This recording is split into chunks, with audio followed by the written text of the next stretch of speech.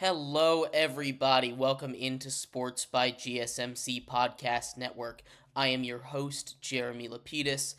We have a big show for you today. Last show, we talked a little bit about some of the big breaking news. I want to go a little more in depth on that today, talking a little bit more about where the Jared Goff contract with the Lions leaves the rest of the NFL quarterback situation. Because as we talked a little bit about yesterday, the quarterback position is a huge part of NFL finances. So we're going to talk a little bit about that in our first segment. In our second segment and our third segment, we're going to be breaking down the NBA action from last night, including Shai Gilgeous-Alexander going crazy to even up the series with Dallas, heading back to OKC for Game 5, and we are going to, in Segment 3, talk about the Celtics going up 3-1 on a Donovan Mitchell-less Cavaliers team. A great performance finally from Darius Garland.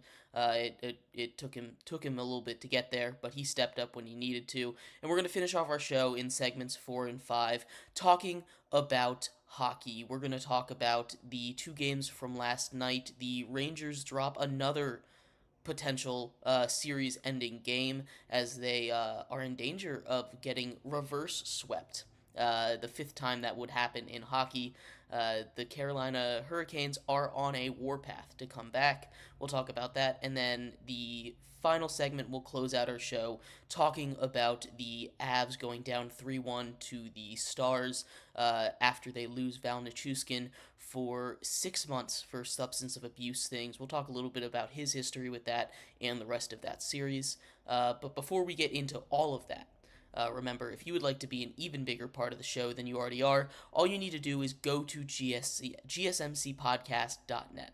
Leave a tip or donation with a message in it. That message will pop up on the bottom of the screen for you, me, and everybody else around the world to see. We appreciate anything that you do give.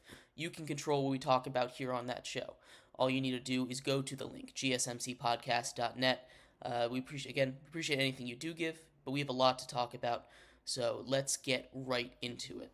I wanted to start today's show off talking a little bit, doubling back a little bit. I know we don't do that too often here on this show, but I wanted to double back just a little bit and cover something because I feel like we missed a little bit in yesterday's coverage of Jared Goff's contract. Taking a look at not just his contract, but the bigger picture of what this contract means for the QB market as a whole. And I've been talking to a whole bunch of people about this contract. Obviously, it's the big news in the NFL, the biggest sport in the United States. It's going to get a lot of media coverage. Biggest news we've had out of the NFL in quite some time. So, taking a look at this, it's really going to, and how it's going to affect the rest of the QB market. Every time there's a new contract like this one, especially for a quarterback like Jared Goff, who, in my opinion, we're sitting at probably QB 12, 13, 14, somewhere in that range.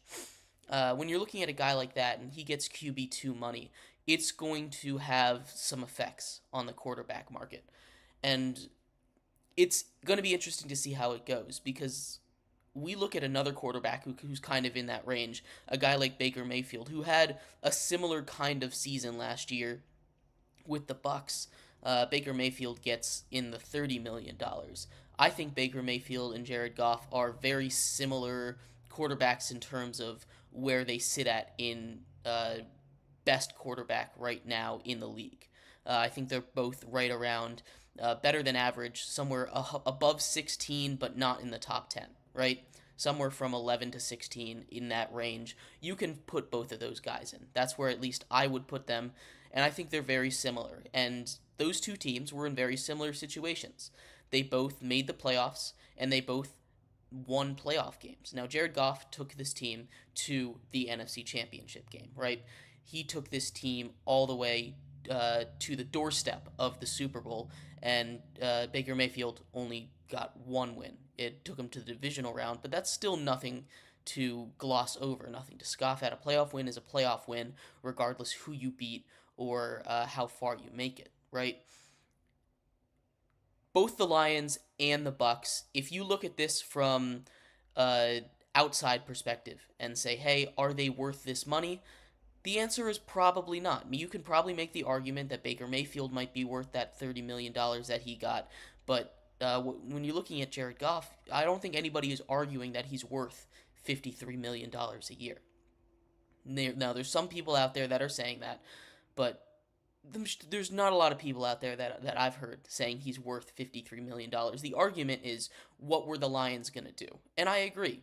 What were the Lions going to do? They were kind of forced, their hand was forced to give Jared Goff this contract. It doesn't mean that Jared Goff deserves this kind of contract. Do I think Detroit should have let him walk? Maybe, and we'll get back to that in a second. I just want to finish my point here on this quarterback market situation, comparing him to the Bucks and Baker Mayfield. We're taking a look at these two teams, very similar situations. They both have had a very similar offseason where they're re-signing their guys. They both get their wide receiver. The Bucks sign a couple players on defense, and the Lions get offensive line. But very similar spots these two teams are. And the Lions are in a contending window. So it makes the decision to sign Jared Goff more pressing because you don't want to lose your championship window, right? But you had one more year of Jared Goff. You had a contract year of Jared Goff this season where he would go out and prove it. And so what if he goes and tests free agency? Honestly, is it really going to kill your franchise to lose Jared Goff? Because here's what I would have done if I was the Lions. I would play this season out, see how it goes. If it goes as expected, which is a successful championship level kind of season, we can talk about extending him, but I would franchise tag him at this point. Let it play out a little longer. You're not going to pay him that $50 million. And I am not convinced in Jared Goff. We've seen this movie before. Jared Goff, before this contract that he just signed, this 4-year contract he just signed, after he took the Rams to a Super Bowl, he signed another 4-year deal, a 4-year deal worth $134 million, which at the time put him at the top of the list of quarterbacks, right? He signs this deal, and immediately, and I mean immediately, his play falls off the face of the earth. And the Rams, who are still trying to keep their Super Bowl window open, again, a very similar situation between what the Rams had then and what the Lions have now. With the same quarterback, they trade Jared Goff for Matthew Stafford, basically 1-for-1. And I'm not saying that that's going to be a situation that happens. I'm not going to sit here and tell you that, hey, there's going to be a Matthew Stafford available next year for the Lions to sign. I'm not going to say that. I'm not going to sit here and tell you that Dak Prescott's going to be available. Go get that done. No. He might be. But who knows? We don't know if that's going to happen. My point is, this exact movie has played out before. And I'm not seeing a lot of people talk about that. Because Jared Goff looked really good. He was an MVP candidate. We remember that season. He took them to a Super Bowl, and then everything fell apart around him and he fell apart. He can't create on his own. He's not a guy worth $50+ million that's going to be able to make these changes, that he make these plays that need to be made to keep your team alive. And we've seen it even this season. You look at some of his games that he had, you think back to the Thanksgiving game against Green Bay. He played awful and it all kind of spiraled. Now, this Detroit team is really good. It really is. That offensive line, Amon-Ra St. Brown, the defense is getting better. They got two corners who I think are going to be really good in this draft. But you're betting your future that Jared Goff doesn't have a relapse. And I'm not convinced that he's not going to. There are worlds where this works. There obviously are. We've seen the highs that Jared Goff can take you to. But also, this team is stacked. It is. It has a great offensive line. It's a perfect situation for a young quarterback to step into. You have a guy in Hendon Hooker who we haven't seen. He's got plenty of tools. He's a little older. You let Jared Goff go for 1, maybe 2 years, and then you throw Hendon Hooker in there instead of signing him to a 4-year deal that locks you in to a guy like Jared Goff that as we've seen with this exact duration, doesn't work out 100% of the time with this exact same guy in this exact situation. I think it was a little early. I would have at least waited until this season ended to give him an extension. Because I don't think Jared Goff, honestly, would be that hugely prized of a free agent. I think he'd go in the territory of a Kirk Cousins, who, is making a lot of money. He's getting $180 million, 100 million guaranteed, but he's also not a top two quarterback as far as being paid. And that's the kind of contract that I think Jared Goff should command. I don't have a problem with the Lions signing him. I think their hands were forced, but I think this idea of their hands being forced, it blows up in your face more often than not. You look at a recent example, the Giants, Daniel Jones, their hands were forced. They had to sign Daniel Jones. He won a playoff game. Look at it now. It's been a year. It's been 1 year, and it's the laughing stock of the league as far as contracts. There are plenty of examples of my hands are forced, I had to sign this guy, of it not working out. There's not that many examples of it actually working out. I'd love to hear your thoughts about this contract. Let me know if you agree or disagree with anything that I've said. We're going to transition out of football here and talk a little bit about the NBA. Coming up next, we're going to start with the Thunder taking a close one. Shea and Luka had a great battle. We'll talk about that coming up next on Sports by GSMC Podcast Network. I feel like I'm losing my mind. Is everybody in the world blind? Please, Lord, give me a sign, a sign.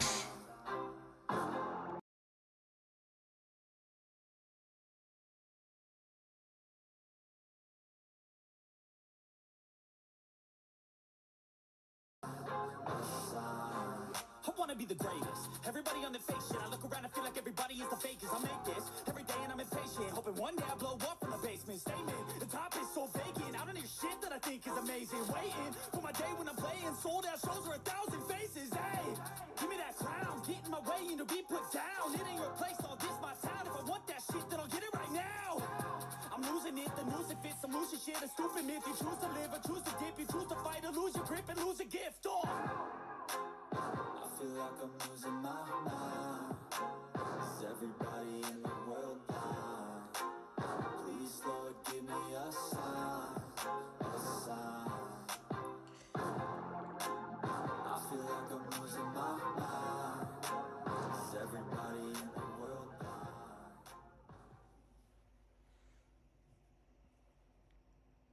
Welcome back, everybody, to Sports by GSMC Podcast Network. I am your host, Jeremy Lapidus. If you are just tuning in, we just finished talking about the fallout of Jared Goff's contract, some historical comparisons for that. So if you'd like to go back and check that out, feel free. Let me know what you think in the comments. We are going to transition out of the NFL, though. We're going to move into the NBA. We had some great NBA games last night. Take place, including a great battle between Shea Gilgeous-Alexander and the Thunder, and Luka Doncic and the Mavs. We'll talk about that one in just a second. But before we get into that, remember that if you would like to be an even bigger part of the show than you already are, all you need to do is go to gsmcpodcast.net. Leave a tip or donation with a message in it. That message will pop up on the bottom of the screen for you, me, and everybody else around the world to see. We appreciate anything you do give. You can control what we talk about here on the show. All you need to do is go to that link on the screen right now. Again, gsmcpodcast.net.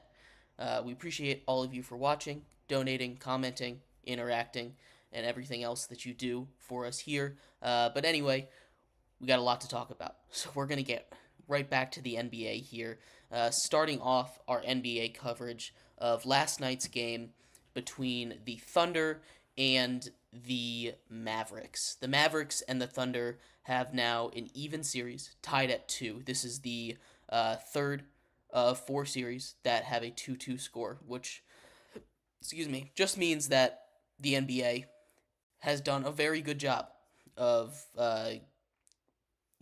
weeding out the teams that needed to be weeded out in the playoffs. And that's always how the first round goes, especially in champions. 4 point game came down to a couple missed free throws by Luka and Shai Gilgeous-Alexander going crazy in the fourth quarter. People are saying he gets foul calls. That's just how he plays. The way that he drives, if you watch him, his mid-range game, his ability to get to the basket is like none other that I've seen in a very, very long time. Uh, my big takeaway from this game: this Thunder team will not go away.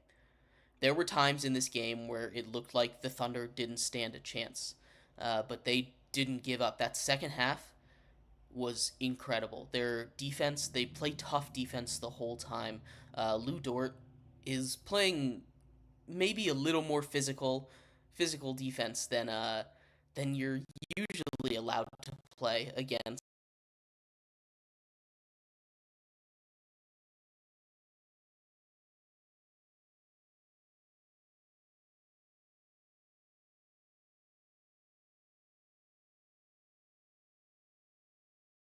Luka Doncic, you see him hit the floor a whole lot, but it's working. You know, you're holding Luka to 18 points. You look across the entirety of the series. Luka Doncic has been basically locked down. Now he did have a triple double last night, and he missed a couple free throws at the end that could have sent this game to overtime or really changed the outcome of this game. But the defense on Luka has been phenomenal all series, and the Thunder don't get a lot of credit for their defense as much as their offense, led by Shai, who is so exciting to watch. If you don't watch him play, the way that he's able to get to the basket, it looks like he just walks by everyone and they're just letting him by. But it's just his body control, his ability to get to the rim is almost unmatched. I haven't seen something like that from a player in a very, very long time. Uh, but no, this Thunder team's very good. You see them down in the first half by 11 points at halftime, and they're able to scratch and claw their way back to a 4 point victory.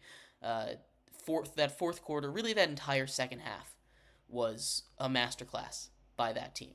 Uh, you know, when we were doing analysis for this series earlier, we were talking about how they need to Luka and Kyrie need to combine for 60 points to win games, and they haven't been doing that. There have been games where they combine for, like this one, 30 points, 27 total, 9 and 18, and they're still in the game. So that's something to say about the rest of the Mavericks. Gafford has been huge for them, especially down low. His presence, he's come up with lots of huge blocks throughout this entire series, and their presence isn't, huge, but they're able to out physical the Thunder, who that's probably their biggest weakness. They don't have the physicality that you might need as you get later on to face a guy like Nikola Jokic or a guy like Anthony Edwards, who's incredibly physical in his own right. You have your big guy, Chet Holmgren, down low. They don't really have a true center on their roster. They stretch the floor. That's how they win these games. They stretch the floor, they get shooting, and good ball movement. But Chet isn't like this. His defense, his ability to protect the rim is great, but he can be moved around down low. And we're seeing that in this series by some of the Mavericks big men. They're really taking advantage of that. Now, this isn't like I said, this isn't like a Nikola Jokic being able to take advantage of them and do whatever he wants down low. It's still a huge part of why this series is so close and why Luka and Kyrie haven't had to combine for 60 points every single night to win these games. This is not the kind of game that the Mavs are used to playing. They're used to playing higher paced, higher scoring basketball, but they've been able to adjust. All credit to them. They've had a really, really good game plan for the Thunder. And the Thunder are not an easy team to game plan for by any means or any stretch of the imagination. The Thunder are a very tough team to go against because they have so much size, because they have so much length, because they're quick and they can really just do almost anything they want on the offensive end. And you have a giant in Chet Holmgren, who doesn't have to be at the rim to protect the rim. His length is something that makes them so versatile. But really, the main story of this game was Shea taking over in that second half, in that fourth quarter. Shea had a really efficient night for him. You know, you look at a box score and you say, hey, he puts up 27 shots, but he shoots 50% from the field. He only took one three-pointer. The most intriguing part of his game to me is the fact that he doesn't take too many threes. He's one of those stars that's going to fill up the stat sheet, but he does it with his mid-range game, with his driving, and he has the ability to shoot just because he doesn't use it all that often. And he does. He puts up a good amount of threes, but this game wasn't one of them. He doesn't need to. He can still shoot that three ball incredibly well. It's really fun to watch the Thunder play. Overall, this series is heading even back to Oklahoma City. Brand new slate. This is gonna be one of those series that I think goes 7, and I think the Mavericks are proving, especially those trades at the deadline, getting a guy like PJ Washington and getting a guy like Daniel Gafford. These guys, their physicality is really what's keeping them in the series. So lots of great moves by the Mavs front office at the deadline to keep them in this contending form. Kyrie needs to score a few more points. 9 points isn't going to do it. I just finished talking about how they haven't needed them to score 60 points, but it'd be good of them to score 40. You know, combined 40 points. I feel like that's a recipe for success, the way that the Thunder and the Mavs are matching up. You know, the Thunder aren't particularly shooting well from three this series, especially last game, but they were able to overcome that. They missed one free throw all game, and that's really the big disparity. The Mavs shoot 50% from the free throw line, and the Thunder shoot 23 of 24, 95% from the line. That's like 11 points right there. That's a huge shift. But anyway, there's a lot to break down in this series. I think the Thunder are going to be able to pull ahead. Just the way that their defense has been able to hold the Mavs stars in check is something that's super impressive to me. Lou Dort, if he can continue to play the defense he's been playing on Luka and stay in the game, it's going to be huge. But I could see this going the other way just as easy. We're going to break down the other NBA game from last night coming up in our next segment, that being the Celtics versus the Cavs. The Cavs, who were without Donovan Mitchell in Game 4, fall 3-1 in that series. That's the only series that isn't at 2-2 right now. And then we'll also take a little bit of a preview of tonight's NBA action as well. So stick around for that. We'll be right back on Sports by GSMC Podcast Network. Looking for your daily fix of sports talk without having to pay for it? GSMC Sports Network is available. Sports Network. Get your fix of daily sports talk shows on YouTube. Absolutely free. NFL, college football, NBA, MLB, MMA, UFC, fantasy football, and so much more. GSMC Sports Network has shows running all day long, with new sports shows starting every 2 hours. Just like on your favorite cable sports channel, except GSMC Sports Network is absolutely free. Just search GSMC Sports Network on YouTube to catch one of your new favorite shows, like the GSMC College Football Podcast, Chip Shot Football Podcast, Hoops and Heels Women's Sports Podcast, GSMC Basketball Podcast, and so many more. Check it out for yourself. GSMC Sports Network, now available on YouTube absolutely free. Search GSMC Sports Network on YouTube right now.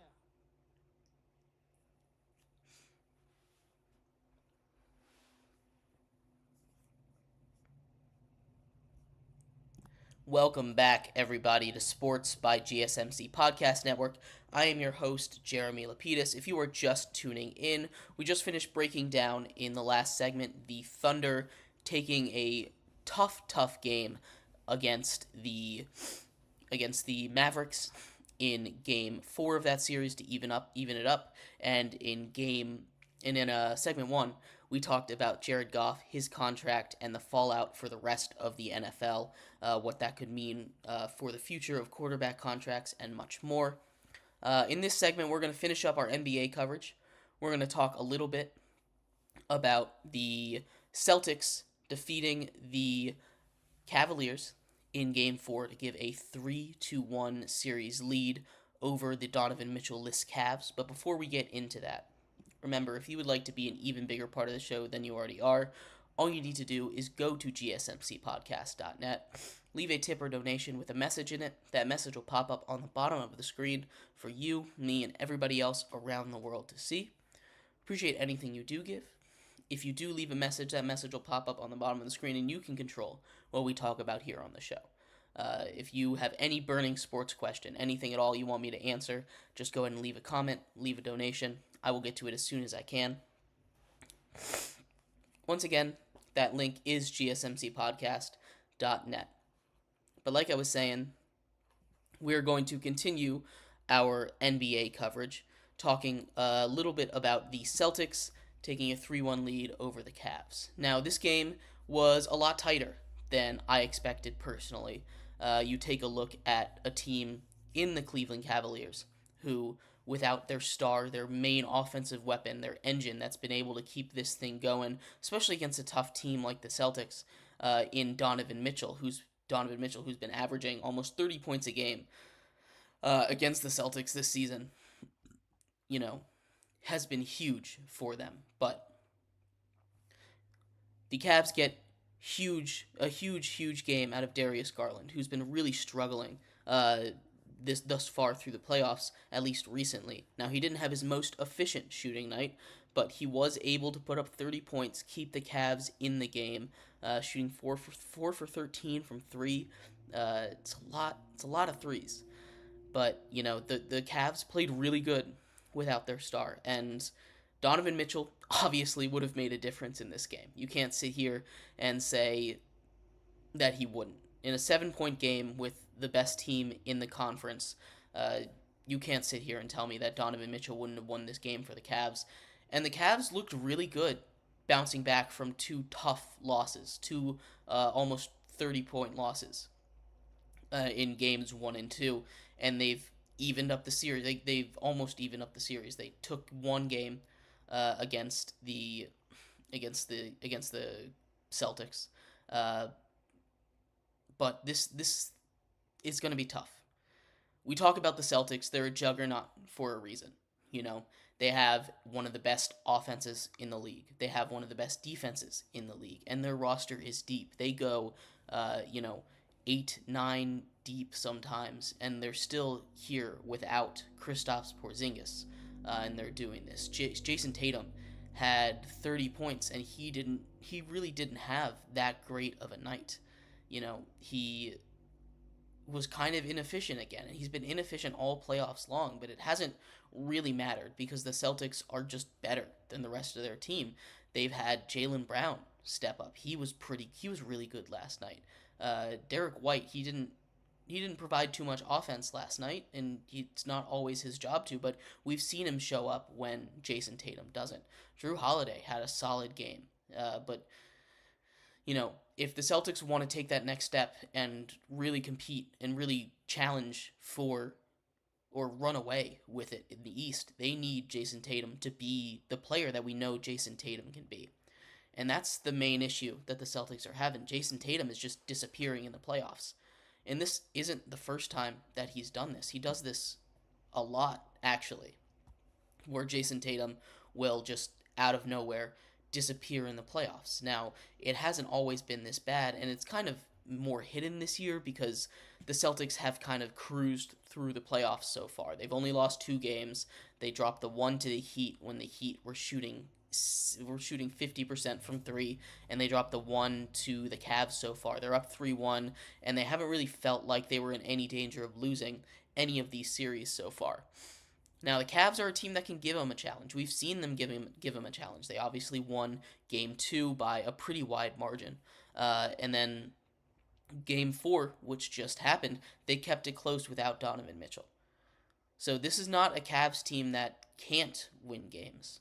This is a Cavs team that is struggling to win games, but it's not a Cavs team that you should give up on. The Celtics need Jason Tatum to take this step forward because, quite honestly, all the teams in the West are better than this. All the teams in the West are better than this Cavs team. Whoever they would face out of the West, and even whoever they face next, the Knicks or the Pacers, I think are better than the Cavs, can give them a little tighter of a series. Jason Tatum needs to step up. Um, he hasn't shown the ability to do it in the playoffs yet, and it's kind of concerning to me that if the Celtics need him, they need to rely on him as their star player, as their guy that they need to turn to in these big moments. He's not going to be able to step up. Now, 33 points is 33 points. It doesn't matter how you get it done, as long as you win the game. They're winning games, they're getting it done, and that's all that matters right now. But if they get into a struggle with a team like the Nuggets, which, if I had to guess right now, sitting after game 4 of the conference semifinals, that's what I would put it at, against the Nuggets. The Nuggets taking on the Celtics is my prediction right now. But Jason Tatum needs to perform in a series, in a hypothetical series like that. He would need to perform so much better than he is right now, because the Nuggets are going to be able to take advantage of him not playing well, of him not shooting well, of him not making the right decisions offensively, of him, turning over the ball 4 times in a game. It's just not a great it's not a recipe for consistent success, I will say. If the Boston Celtics in Jason Tatum can't improve his play. Now, like I said, 33 points, 11 rebounds, 5 assists, 2 steals. He had a good game. He turned the ball over 4 times, but that's going to happen when you have the ball in your hand that often. He just needs to be a little. He needs to be a little more efficient with his shooting, with his choice, and just be a little smarter with the ball. But overall, the Celtics are a juggernaut. I'm not too worried about them winning these next a game against the Cavs. Maybe the Cavs take one more. If Donovan Mitchell can come back from that left calf strain, and Jarrett Allen can come back from that rib contusion, I think they could give him a series. But without that size on the inside and without Donovan Mitchell's offense, it's going to be really tough for the Cavs to really get too much or much momentum at all going in this series. Um, Game 5 will be tomorrow, so we'll keep an eye on it. We'll see what ends up happening. But the Celtics are a very good team, and I'm not too concerned about them. They'll be looking to face the winner of New York and Indiana in the conference finals. Should be fun. I think New York can give them a little bit of a headache if they're healthy. I don't know when they'll be healthy again. They've lost a lot of their big guys. Like I said, that physical presence on the inside, it's another thing that the Celtics are also missing. Al Horford, he's good. He's a little old, though. And Kristaps Porzingis is hurt. Who knows when he'll be back? It's a hamstring thing. There's those can linger. So, especially with a guy who's been so injured in his history, we'll see what happens with that. But yeah, I'd love to hear your thoughts on these two series. Do you think anyone in the East can give the Celtics anything? I don't. I think the Celtics in the East had maybe one of the easiest paths I've ever seen. It didn't matter who they played. The East is just so weak this season that it really doesn't matter all that much. But yeah, Game 5 coming up. Celtics look to be the first team to advance to the conference finals in the West or the East and Game 5. But got 2 Game 5s coming up tonight. Very excited to see them. Madison Square Garden, New York, Indiana. Home court's played a huge role, but without OG Anunoby, I'm not too convinced that the Knicks can hold back the Pacers, as we've seen in these last 2 games. And Denver, Minnesota, it's back in Denver. Denver's just been so good. I have no reason to believe that they can't keep this momentum up, even with Anthony Edwards being as great as he has been. But we will check in on those games tomorrow. So come back tomorrow for that. But in this next couple segments, we're going to transition out of the NBA. We're going to move into the world of hockey as the NHL Stanley Cup playoffs continue to rumble on. We have almost reached the conference finals. The conference finals in that bracket as well. So we'll do a quick little tour around as well as breaking down some of the games from last night. So stick around for that. We'll be right back on Sports by GSMC Podcast Network.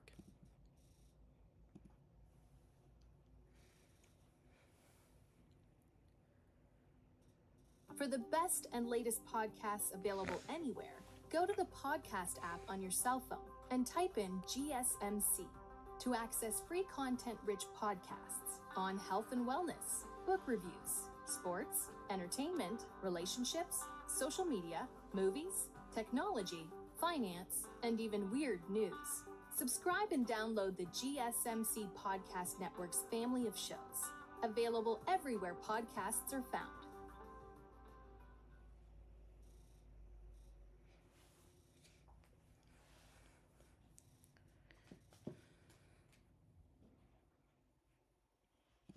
Welcome back, everybody, to Sports by GSMC Podcast Network.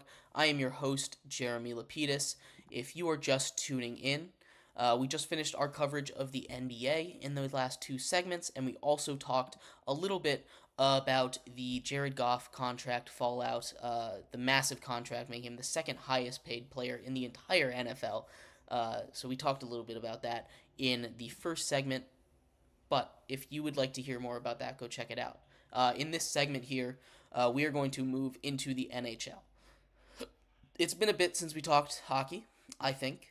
Can't remember the last time we did it, so that means it's been a bit, at least. We're going to talk a little bit about some of the series that are starting to wrap up, starting to take form as we move closer to the conference finals in this bracket as well.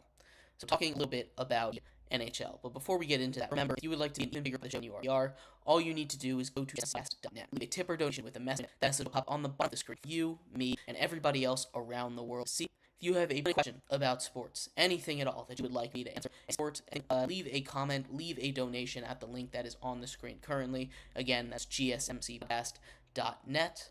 We appreciate anything you give. We appreciate you taking time out of your day to stick around and talk some sports with me. Like I was saying, we are going to be talking a little about the NHL and hockey. Oh, sorry, I thought I saw something freeze. I apologize for that. We're going to start in the Eastern Conference. We're going to talk a little bit about what's going on over there, that being the Rangers. The Rangers had everything going for them. They were up 3-0 in the season. They hadn't lost a game in the entire playoffs. And then the Hurricanes start to come back. Hurricanes come back now. This would be fifth in history of the NHL that a reverse sweep might happen. New York Rangers are having a really good season. They lost. They lost for the first time at home all playoffs, and it's not really Shesterkin's fault. Shesterkin faced 27 shots, only gave up 3 goals. The Rangers just couldn't get offense going. And this is more like the series that we expected to see.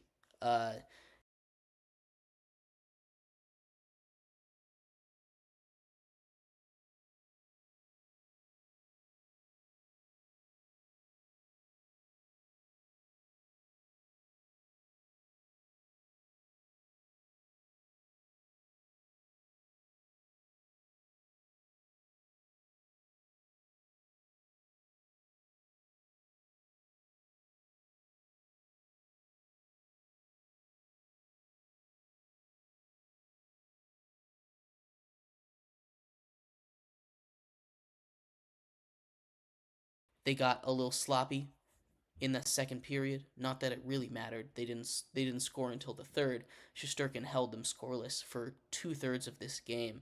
It was a really well played defensive game by both of these teams. These two teams that are at the top of their division. So it really was always seemed like it was always going to come to this. But we look at where they're at right now, 3-2 lead, looking to close it out and it's not working. What they've been doing has not been working. Carolina has figured it out. They've been able to roll with the punches, move up, move on, uh, and they look like a dangerous team. They really do.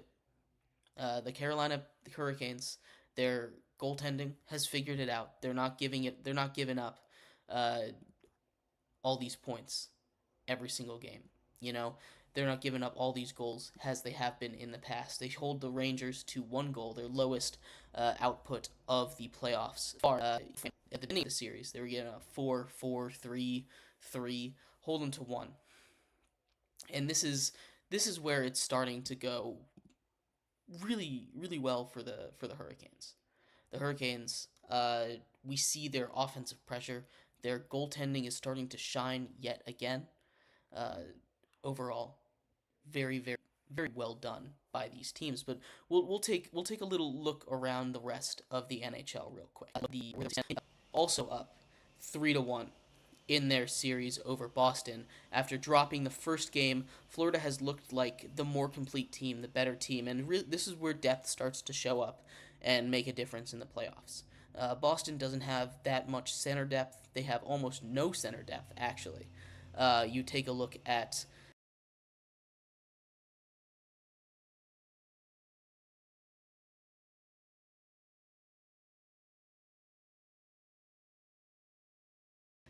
where exactly they are sitting. They have a top line, but they're injured. It's been very physical. There's been lots of fights. We remember back to Game 2 when there were 136 penalty minutes in just the third period alone, accounting for more than 2 games worth of penalties. Insane. But Florida has been a dominant force basically all season. There hasn't been too many teams with the ability to slow them down or stop them. Uh, and it doesn't look like the Bruins are going to be that team to stop them either. Uh, Bobrovsky, Sergei Bobrovsky is having his playoff moment again. Seems like he does this every single playoffs, leading them to potentially, after leading them to the Stanley Cup final last season, he's having yet again another incredible run. Excuse me. The Rangers are relying on Shesterkin too much, and their defense is not holding up. They're a very physical team, but they're getting tired. The Carolina Hurricanes are wearing them out. 3-2 heading into Game 6 back in Carolina. Dangerous Game 7. Game 7, anything can happen. Like I said, it would be the 5th time that a reverse sweep has ever happened, ever in the history of the sport. But as we look ahead, I mean, that's just the type of thing that we kind of have to expect. There hasn't been too much craziness in this hockey playoffs. It's been very chalk as of which is weird for hockey. Usually there's some kind of crazy upset. I guess you might call Colorado an upset over Winnipeg, but it doesn't really feel like one. They were both really, really good teams, and we'll get to that in our 5th and final segment. But looking at this Eastern Conference, I expect Florida to be able to put Boston away, maybe even tonight. And the Rangers taking on Carolina, that can go either way. Reverse sweep would be insane. Second round reverse sweep would be insane, especially against the President's Trophy winning team. President's Trophy is the team with the best record in the entire NHL. Uh, and there's some kind of curse. The best team in the NHL hasn't won in almost 15 years. It's been a long time. But I think the Hurricanes can do it. I think they might get it done. We'll move on to the Western Conference in our 5th and final segment. But before we get there, let me know what your thoughts are on these NHL playoffs thus far. Any surprises, anything like that. We're gonna move into our 5th and final segment here in just a second, covering the Western Conference of the Stanley Cup. So stick around for that. We'll be right back on Sports by GSMC Podcast Network.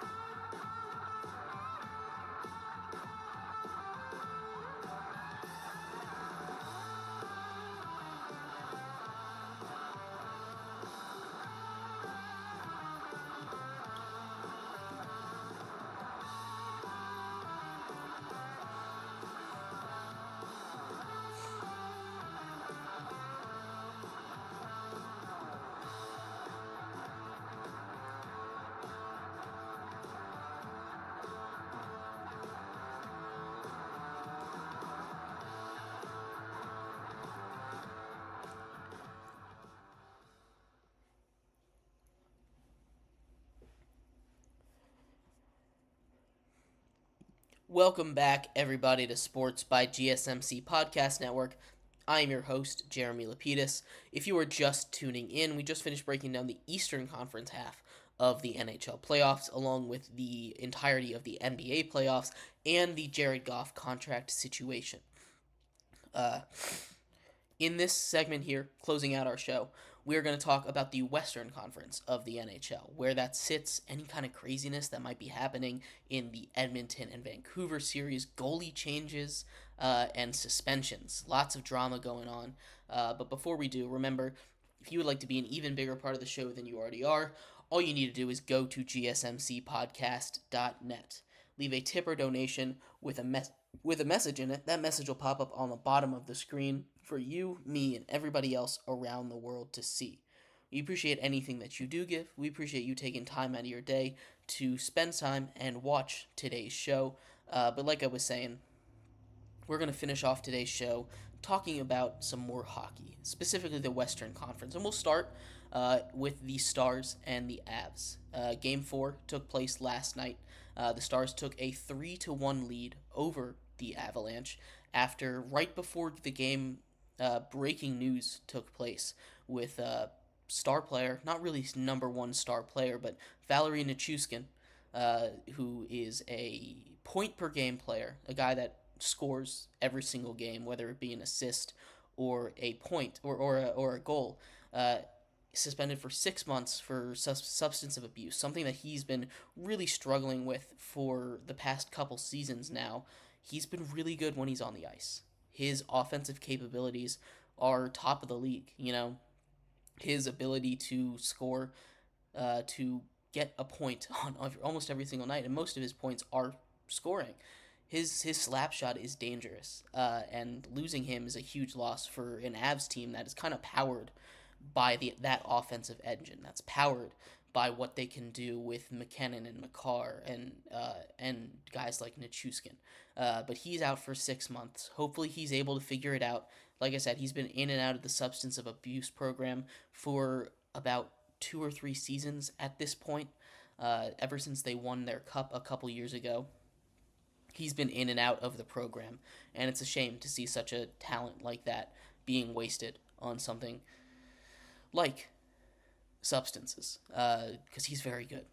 But the Stars are up 3-1, and we talked a lot about it when we were talking about the Stars in the first round. Their depth is insane. They have maybe the deepest team I've ever seen. They're great at every single level: special teams, offense, defense, goaltending, all 4 levels of the game. They are elite, or they have elite players at, and that is very rare to see, along with depth. 5 areas right there. That's not something you see every day. This is a special team, and I just hope that they don't get burned out, because this is a fun team to watch. They're taking basically anything they want versus Colorado. Colorado had that mad comeback in Game 1, but outside of that, they haven't been able to get much done. Goaltending for Colorado really is been the weakness. Gorgiev has not been able to get it done, and he hasn't been able to get it done all season. But Winnipeg's offense has usually been able to bail him out. But when you're playing a team like Dallas, whose defense and goaltending is also elite, it's tough to be carried by offense. But talking about the other series down there, I expect Dallas to be able to finish this off pretty soon, especially without Nichushkin and everybody else missing in that series. Vancouver Edmonton is a really fascinating series to me. Vancouver is up 2-1 right now. And as we head to Game 4 tonight, Vancouver is missing one of their defensemen after a cross-check at the end of the whistle, at the end of the game after the whistle blew. So he's suspended for 1 game after hitting Connor McDavid, who is the star of the sport. And Edmonton is powered by offense. Their defense and goaltending has been a constant issue for them, and that's the reason why they haven't ever won a cup with guys like they have right now. That's the reason they haven't been successful with the guys they have right now, and it's kind of discouraging. They make a goalie switch. They sit Stuart Skinner, and maybe that'll make a difference. I don't think it will. Shilos, the third string goalie for Vancouver, has been insane, especially in Game 3. He made tons of incredible saves. His body movement is really good, and he's been able to hold Edmonton at bay for really long stretches, and has done a really good job against maybe the toughest team to play defense, to play goaltending and defense against. I've been very impressed by what he's been getting done and what I've been watching. Edmonton looks to even the series tonight. Again, I expect them to win this game. The series, I don't know about. It comes down to whether their goaltending switch works. Because Vancouver is dangerous in its own right on offense, and with the lack of defense and goaltending, it's a dangerous game that they're playing. They're banking a lot on the offense. Again, a lot like Colorado. They're banking a lot on offense, and that falls short a lot of the time. So maybe something will change. We'll have to see how this goalie change goes. But Vancouver, very good team.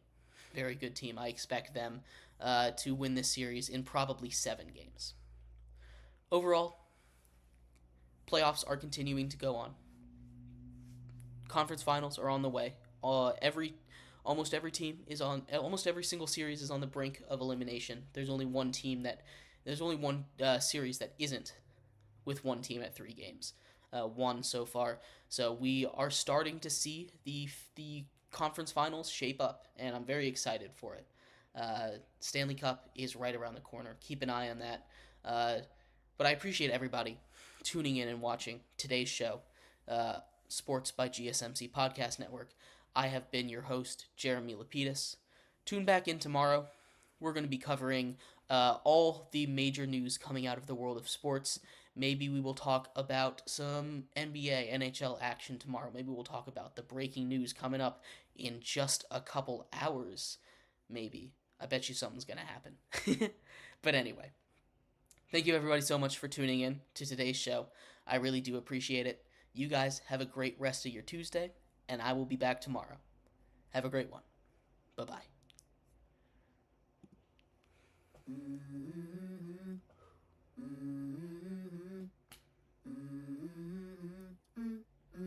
Let's go.